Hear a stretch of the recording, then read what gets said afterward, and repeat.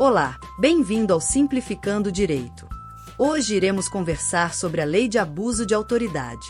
Você sabe como reconhecer uma prática de abuso de autoridade? Para contextualizar, vamos iniciar com o artigo 1º desta lei, que define o que é considerado crime de abuso de autoridade. Ele diz: esta lei define os crimes de abuso de autoridade, cometidos por agente público, servidor ou não, que, no exercício de suas funções ou a pretexto de exercê-las, abuse do poder que lhe tenha sido atribuído, como por meio de ameaças, intimidações, chantagem ou coação. Agora que entendemos o conceito, vamos falar um pouco sobre a trajetória dessa lei, como ela surgiu e o que aconteceu antes dela.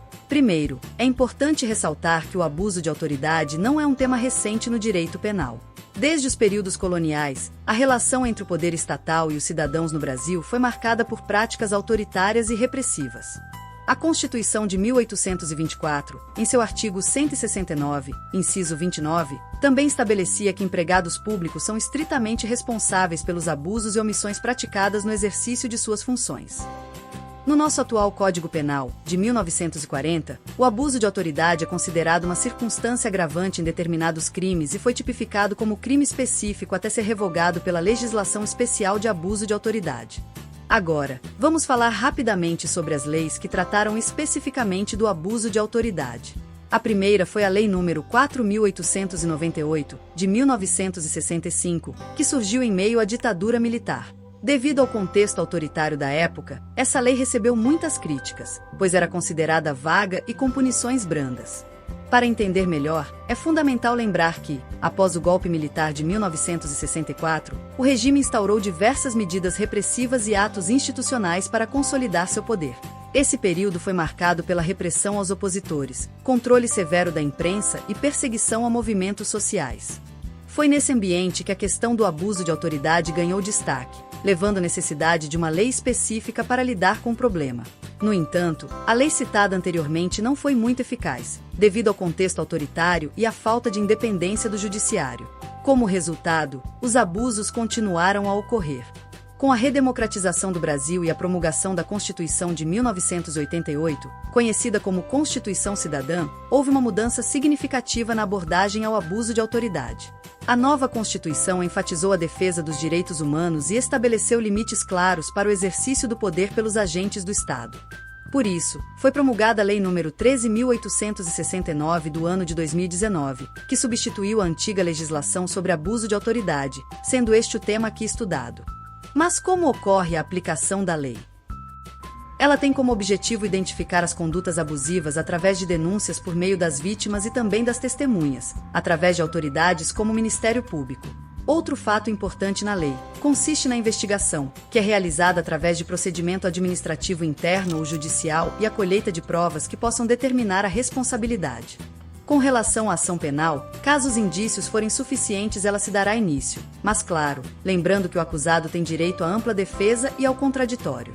As sanções previstas na lei são pena de detenção e multa, além da perda de cargos públicos em casos graves, suspensão dos direitos políticos e reparação dos danos causados.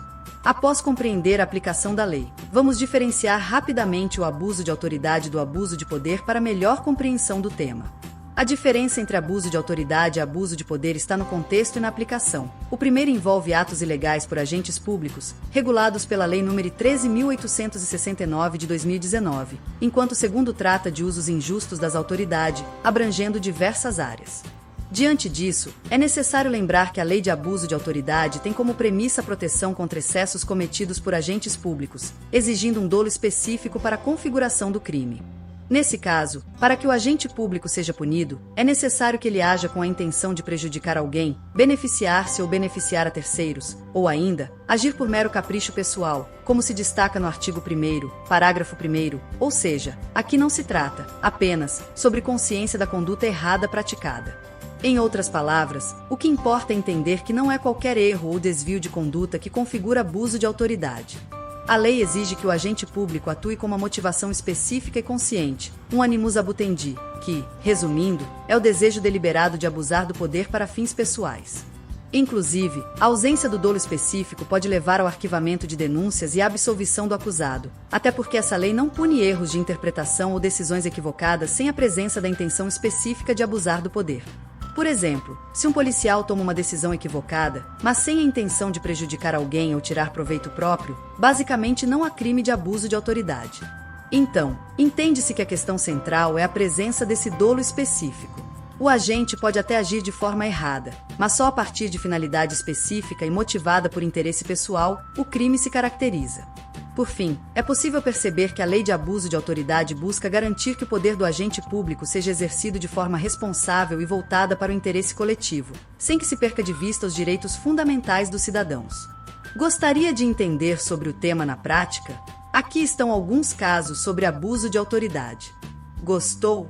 Curte, comenta, compartilha e se inscreve no canal. Obrigada e até o próximo vídeo.